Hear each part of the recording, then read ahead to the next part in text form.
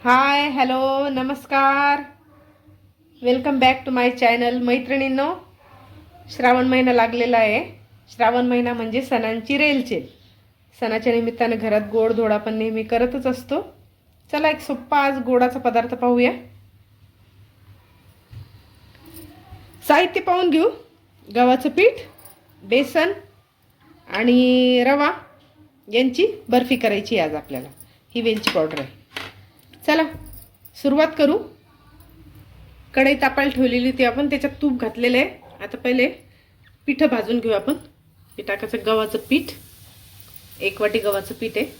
भाजून घेऊ छान मस्त सोनेरी कलर येईपर्यंत त्याला भाजून घ्यायचं आहे मस्त. चला आपलं गव्हाचं पीठ मस्त सोनेरी कलर येईपर्यंत आपण मस्त भाजून घेतलेलं आहे. आता याच्यात आपण बेसन आणि रवा भाजून घेऊ. वेगवेगळं भाजायचं सगळं.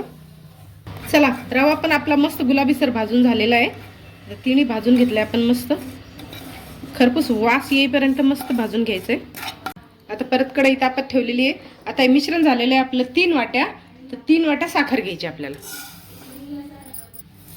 3 वाट्या साखर आणि 1 वाटी पाणी.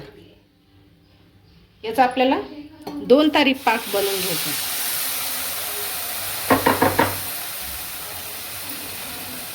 पाकात आपण टाकलेले 4-5 काड्या केशराचे घातलेले आहेत. आणि आता त्याच्यात टाकू वेलची पूड आणि फूड कलर. तुम्हाला जो आवडत असेल तो एक फूड कलर घालायचा आहे. आणि मस्त याला 2 तारी पाक करून घेऊ आपण. पहिले थोडासा फूड कलर घालून घेऊ, ऑरेंज.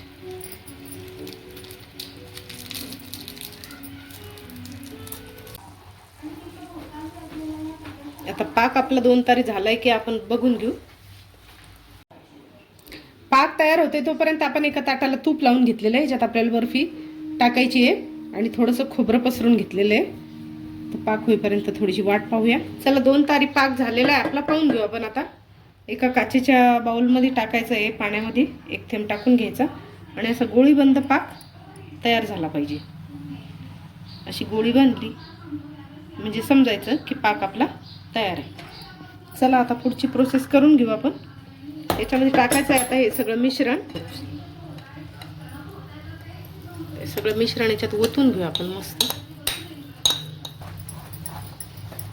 छान याला मिक्स करून घेऊ.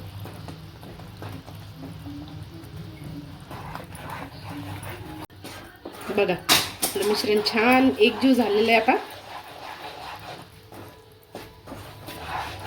बघा मस्त कलर आलेला आहे. चला याला ओतून घेऊ आपण. चला हे मिश्रण आपलं तयार झालेलं आहे. आता तूप लावले ताटामध्ये याला टाकून घेऊ आपण मस्त. आता याच्यावर काय करायचं आहे, थोडंसं खोबरं पसरून घेऊ छान. थोडीशी चारोळी. तुम्ही काही टाकू शकता, बदाम टाकू शकता, काजू टाकू शकता. गार्निशिंगसाठी तुम्हाला जे आवडत असेल ते टाकून घ्यायचं मस्त. चला आता थंड होईपर्यंत पाहूया वाट. एक 10 मिनिटांनी याच्या आपण वड्या पाडून घ्यायच्या आहेत.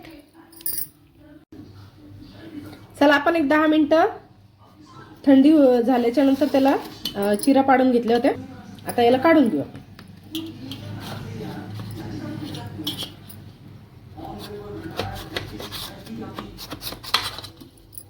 कापून घेतलेली मस्त. चला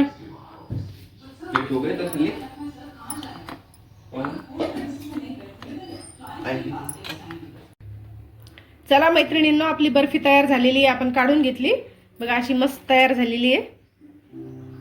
आता मस्त कमेंटमध्ये मला कळवा कशी झालेली आहे. आणि एकदा रेसिपी घरी करून बघा नक्की. चॅनलला सबस्क्राईब करा आणि लाईक करा. तुमच्या कमेंट्स पण कळवा. अशा छान छान रेसिपी पाहण्यासाठी माझ्या चॅनलला लाईक करा. अशी छान रेसिपी घेऊन परत भेटूया नेक्स्ट व्हिडिओमध्ये. बाय.